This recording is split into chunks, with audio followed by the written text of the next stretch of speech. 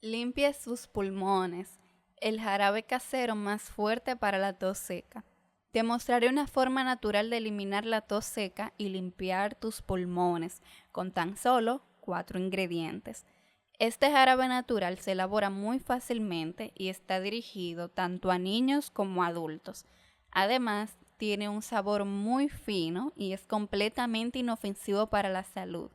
Es muy bueno para prevenir infecciones respiratorias, gripe y resfriado, ya que te protegerás de los virus y bacterias y va a fortalecer tu inmunidad. Las razones principales por las que se produce la tos seca son por mucho aire seco o mucho aire acondicionado, incluso permanecer en habitaciones con mucho humo. Para aliviar la tos seca, primero que todo, respira bien.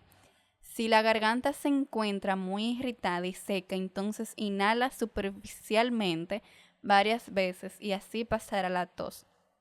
Mantente hidratado, toma mucho líquido y así las membranas mucosas se mantendrán humectadas y esa debe ser tu prioridad.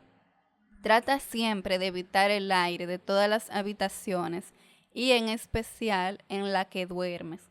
Evita el humo del cigarro, los limpiadores domésticos, polen, perfumes e incluso el pelo de las mascotas. Raíz de jengibre. El jengibre ha demostrado actuar de manera eficaz contra la tos seca. Contiene propiedades descongestionantes y antihismáticas que ayudan a toser más rápido y fácil, abriendo las vías respiratorias y limpiando los pulmones. El gingerol es un ingrediente activo que actúa con efecto antiinflamatorio y es por esto por lo que se utiliza esta raíz amarga muy a menudo. Ajo. El ajo, por otra parte, lucha contra las bacterias y virus, actuando como antibiótico natural, contiene fenoles, flavonoides y quercetina, que son antioxidantes naturales fuertes. Vinagre de manzana. Es eficaz para la tos y una manera de utilizarlo es haciendo gárgaras de vinagre de manzana diluido en agua.